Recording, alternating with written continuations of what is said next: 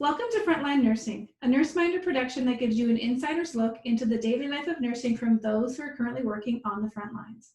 Whether you're considering nursing as a profession, you're a nursing student already, or you're a nurse looking to transition to a new patient population, this show will give you some behind-the-scenes information to help you guide your career. Today on Frontline Nursing, we are joined by Danielle Klassen, an LPN who graduated in 2007. I'm a little tongue-tied this morning. And she graduated from Algonquin College in Ottawa, but shortly moved to Edmonton, Alberta in 2008 with a job fair. So I'm really curious to hear about that today. Thank you for joining us, Danielle.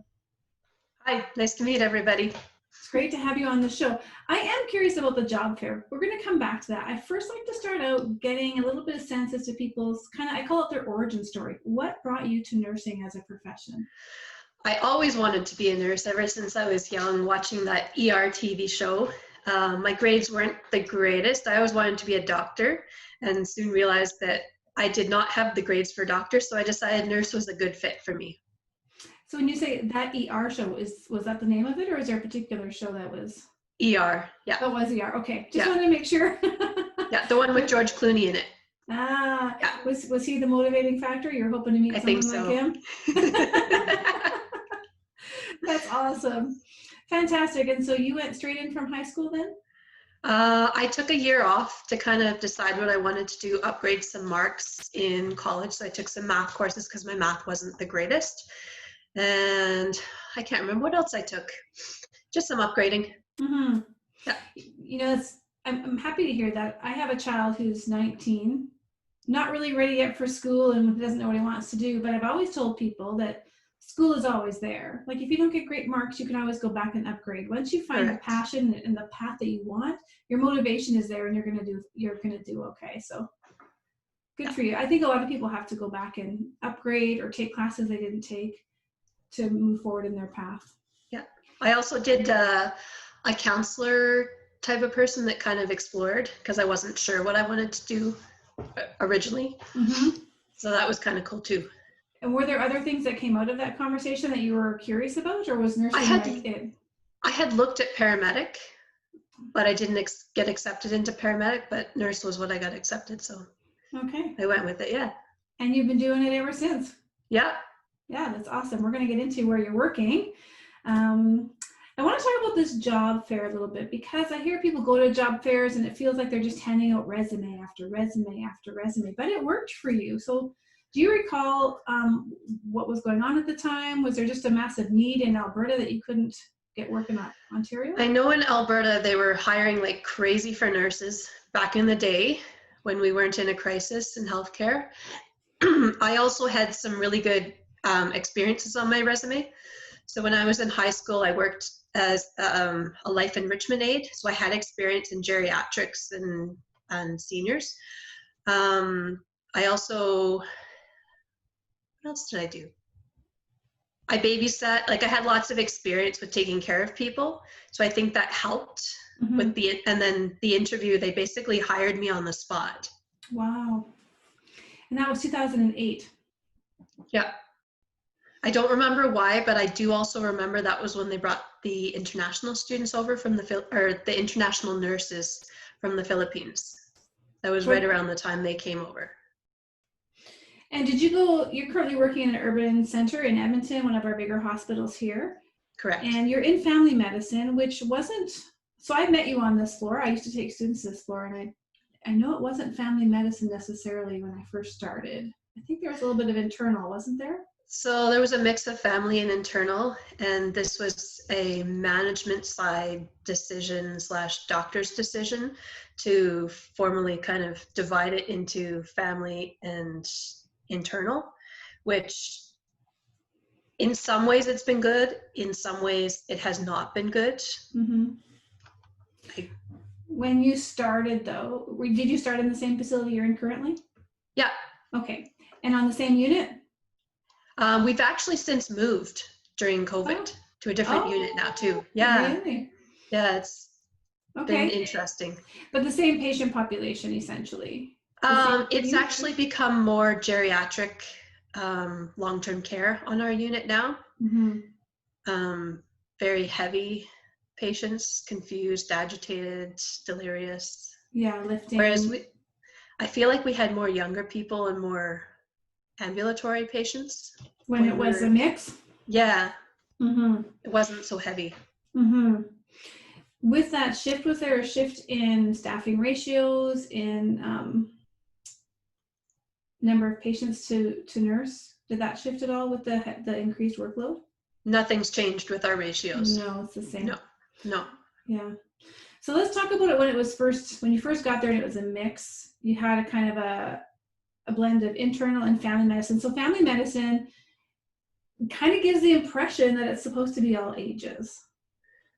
I would agree with that. Yes, but it be. Tends to look like and feel like it is more seniors care. Correct. Yeah. Do you still get people less, like, younger than the seniors age? Occasionally, but the general age population is 60 plus on our unit now. Okay. So I always found that interesting, family medicine. You know, students will ask me all the time, oh, what's going to happen on this floor? What should I expect? And I'm like, that one's a tricky one. A lot of long-term care, because the doctors in the community are the ones that are family medicine doctors. For anybody listening that doesn't know that. See, that totally makes sense to me now, but I would not have put that together. Being in an acute care facility, having a family medicine unit would not have translated to me to the community family medicine. Gosh, look at you teaching old dogs new tricks today. Okay, so you came to Edmonton 2008. Did you come alone with family? I came alone. They paid for my move to come to Edmonton here. I stayed with my cousin for the first 2 weeks until I got on my own feet into an apartment building. What would you like to know? We're just going to see where this conversation goes. How old were you at the time? You must have been, so if you went a year out of high school then into nursing, so like early 20, 21? Yeah. Young, and you're on this big adventure across Canada. What was the scariest thing? What was the most exciting thing? It was scary moving away from my family 3 provinces away, not being able to just call them up and say, can I come over to your house, or can you help me with something? I'd have to call over like a video chat, FaceTime, and be like, Dad, what do I do? There's been a lot of those over the years. Yeah, for sure. As I've lived in Edmonton, I've like made connections with friends, family. My cousin lives here, and then I have my godparents that live in Calgary. So I'm not alone, and I have aunts and uncles that also live in Calgary. Okay, so it was not quite as scary maybe, but still, when you're 21, that's a big adventure. Yeah. Yeah, and you know, there's going to be a lot of other 21-year-olds who are just starting their nursing career who will have to leave their home, their residence, where they thought they were going to live and work forever for their job. And I certainly know many who have transitioned throughout Alberta, across the globe, to Australia even. So what's been the most exciting and the most rewarding piece about taking on that transition and that journey? Exciting is having an awesome career and having the chance to grow as a nurse with the experiences that I've seen and heard and done. Mm-hmm. Do you have a memory that just stands out in terms of a very pivotal moment for you as a nurse where you thought, this is exactly why I'm doing this. This is why I'm here. This is like validating me for choosing this profession? I can't think of anything at the moment, but maybe I'll think of it throughout this podcast. Sure. Yeah, for sure. If we get that, we'll come back. I know I just threw you on the spot there. That's a tough memory to recall. Okay. Internal medicine. What were some of the patients that you would see with internal medicine? So for those who are looking to, say, maybe transition to that patient population. Pneumonia, stroke, falls, broken bones anything that can't go to surgery comes to medicine, basically. Mm-hmm. Okay. Any interesting diagnoses that, you know, once in a while you get something just, wow, I've never heard of that before? Or is it pretty routine? Occasionally you get a different diagnosis, and I usually go look it up and try and see what it means, so I know how to treat my patient. Mm-hmm. But for the most part, it seems to be fairly not predictable in sense of diagnoses, but it sounds like there's some systems, respiratory system, musculoskeletal system that you can rely on will be part of your day's work. Yeah, we also get a lot of like lung cancers, palliative patients, a little bit of everything on medicine. Yeah, palliative patients is a whole specialty into itself. Correct. Mm-hmm. Now, I do remember one of our first meetings together, and I'm going to bring this up because in your information that you sent to me, we talked about a little bit, you know, kind of things that you really enjoy about nursing. What is it you bring, your special talents? And what I remember about you is that you were definitely a champion for safety. And you mentioned this in here, that you were a falls champion for a short period of time, and that one of your things is that safe patient care is a passion of yours. Yes. I don't know if you remember this moment. I think I was there with my first clinical group, and I was walking into a patient's room who was in isolation. I think I had their little med thing, and I was going to put it on their bedside table and scoot out for my student. I didn't even get 2 steps in that door, and you're like, you need to have your gown on. Do you remember that? I don't remember it. And I stopped and I said, and I think I probably started to justify myself, to be honest. I probably was like, oh, I'm just dropping this off. And then I'm like, damn, she's right. Like, you know what? She called me out. She should call me out. And that's when I knew that Danielle was about safety and policy. Nowadays, I'd probably say, can you please put a gown on when you go into the room? Or why did you do that? Yeah. No, it was, you know what, you were right to do that. Having a voice and advocating is really challenging in nursing as it is.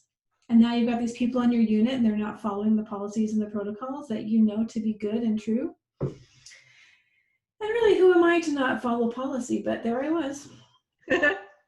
Yeah. So let's That's a funny memory. Oh, you know what? It stood out to me because I thought, I need to watch this girl. She's on it. And I appreciate that. I actually appreciate that. So, especially being in a leadership position myself too, I call my students out. I should be willing to be called out myself. So, you're welcome. Yes. It is a good memory of mine. So you're also on the executive committee for the union.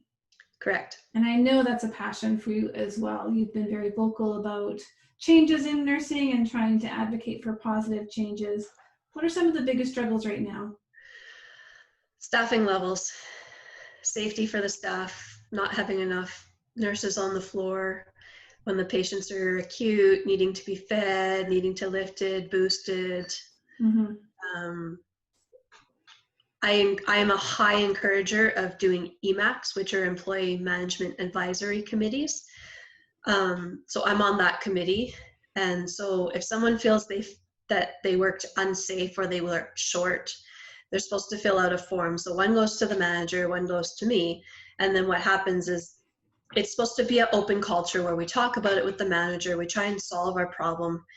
And if it's not solved at the management level, then it goes up to the EMAC committee that has one of the head managers of medicine and a couple of other managers from other units. And we discuss the issue and we try and solve it there. And we also have our union MSO there present to help us out with conflict. Is this something that the staff have embraced, or is there a little bit of hesitancy to even still bring forward issues because there's going to be a conversation with multiple people, it sounds like? I find there's a lot of hesitancy, and I find I'm the only one filling them out. So I've started to say, I'm not filling these forms out for you guys. You need to fill this out yourself. So you were filling them out on behalf of somebody else? Correct. I'd fill it out and then everybody would sign it. And I've also had backlash with one EMAC that people went back, oh, well, I was forced to sign that. And so I didn't feel the solidarity with that one. That is a challenge when you are in a position and you're a strong advocate voice. I've been there in a lot of different situations, and to have all the people around you say that they do want this and they do support this, but then when they are put in the position where their voice matters, for them not to speak up and honor that voice that they shared with you privately and to not do it publicly when it matters, that is hard. Yep. Mm-hmm. And then the management looks at me because I'm doing them all the time and nobody else is doing them, thinks that there's a problem with me. Maybe it's my time management, maybe it's a coping mechanism. And I've said several times, it's not a coping mechanism. This is a safety issue. It needs to be changed. We'll see. Yeah, and you're following the process. This is what I said right off the hop. I knew that you were a policy and a process girl. And when you do value that so heavily, not that the others don't, but you, like, that is your avenue to elicit change. And if the others would see that as a safe avenue to elicit change, then potentially change will happen faster. And I think people are afraid of getting in trouble for filling out these forms. And I remind staff that you can't get in trouble for filling out an EMAC. They can't retribute you. And if you have a problem, come to me. I'm on the EMAC committee. I'm the chair. I will help you deal with that. Mm-hmm. Mm-hmm. Do you think, okay, because this just sounds like the same worries in a different context. I think of workplace bullying, conflict with colleagues, people are afraid to speak up. I think of making errors, people are afraid to self-report. Oh my God, I gave the wrong medication because I fear there's going to be job action. So it sounds like those fears are still there, but this is just a different context. I'd agree with that. Yeah, so it's the same. Now that's a challenge. Do you have any ideas as to how, like, what are you doing now to try and get people over that hump of fear and into action? That's a really hard topic to try and get people over fear. Because once it's ingrained into them that, oh, I shouldn't do this because I'm going to get in trouble, it's hard to change their mindset. Mm-hmm. And that's what we're trying to work as a union, is trying to figure out how we can change people to feel that they are empowered and they are in solidarity with each and every one of us. Is the union a part of this? I'm sorry, what was the acronym again? EMAC. EMAC? I should write things down. You know, my memory's not that good. Is the union also involved, you may have said this already again, with the EMAC, the conversations and the reporting? Yes. Okay, so they're at the table when they bring this forward and they want to explore it. When it goes to the committee level, if it's just between the manager and the employer or the employee, there's no union rep present unless you feel like you need a union rep present in the meeting with the manager. I always start a meeting with the manager. Do I need a union rep present? You ask that before you attend or when you're actually in the meeting? Before I go to the room, I'll say, do I need a union rep present before I come to the office to talk to you? Is this business or is this just a simple, we're chatting in the office? Yeah. Now there's a difference between a nurse who's heavily involved in the union and the nurses who just go about their job knowing the union exists, but aren't really embedded into the daily goings on of the union. Is that you know the questions to ask and you know how to protect yourself. Yeah, I've been also trying and thinking about how I could do an educational session. Like I've been thinking of we have a union board in the basement next to the cafeteria. I want to do an educational session on what the union actually does for people in simple bullet form on a poster that they can read easily, and something that we can post, because we use Facebook for our local and chapters to advertise to people, and I want to try and do that. Yeah. Do you know what the uptake is? Like, are a lot of people responsive to that kind of, like, the social media? Are you getting a lot of feedback? Social media is where I get the most. Like, we have a private messenger group that we also use. So if people have concerns, questions, they can ask us on there. Do you find that, so it sounds like you're giving a lot of your off time to union activities, safety issues, reporting issues. Is that fair? Yes. Do you find that you get tired, fatigued, and you want to give up sometimes, or are you still full charge in there? Yes, I've been to burnout a few times in the last while. Yeah. I'm learning to kind of disconnect. Like at work, I work my 8 hours, I go home. I try and put it in the box and leave work at work and home these days. Because that's what I was sensing is that, I mean, because it's such a passion for you, I resonate with that because I have a passion with conflict and resolving conflict with people.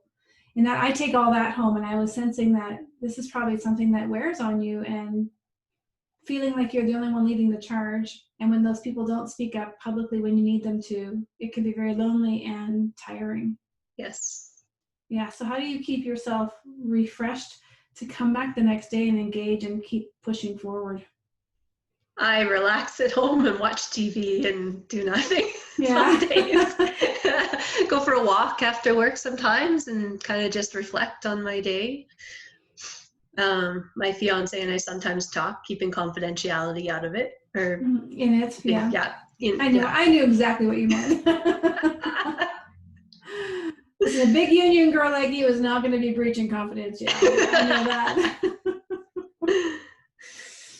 Oh dear. What kind of changes do you anticipate will come out of all this? What are you hoping for with this EMAC? I'm hoping eventually we can find change, safer environments for everybody, more staff on the forefront. And when you say staff, are you thinking nurses in particular, or would this also include healthcare aides and other allied support? There's been a couple times where we've really complained and we've gotten like an extra healthcare aide, and it's made a big difference with our care, with our patients. They get turned more, they get fed better. We're not in such a rush to do our care because we have that extra staff to help us. But what we're told is to try and figure out how you would do it without the healthcare aide, because one day you're not going to have the healthcare aide. Well, I mean, we hope that's not going to be the case. I agree. With the government, you never know right now with this Kenny government. And that's true. I think that there are definitely some conversations to be had at that level. Yeah. Oh my goodness. I tend to usually shy away from politics, but if you want to dive in, we can dive in. I don't know. See, my husband's big into politics, and I'm not so much into politics, but I am about safe patient care. Bottom line, that's what it's about. And if there is a deficit, if nurses and healthcare aides do not use their voices, nobody will ever hear it. So let's just actually divert for a second, because this makes me think of what's happening in Quebec right now. When the military went into those long-term care facilities, I'm wondering if you've heard about the report that they sent up. Yes, I have. It's absolutely saddening to hear those reports. Right? And those things were happening before, and nurses and healthcare aides and professionals were trying to raise their voices before, and were not getting the ear of the people who could make change. So this may be an example to maybe lean into in terms of advocacy, and recognize that sometimes it does take another person to come in and speak louder, or just be heard in a different way. Because when you keep, I don't want to use the words cry wolf, that's definitely not what I mean.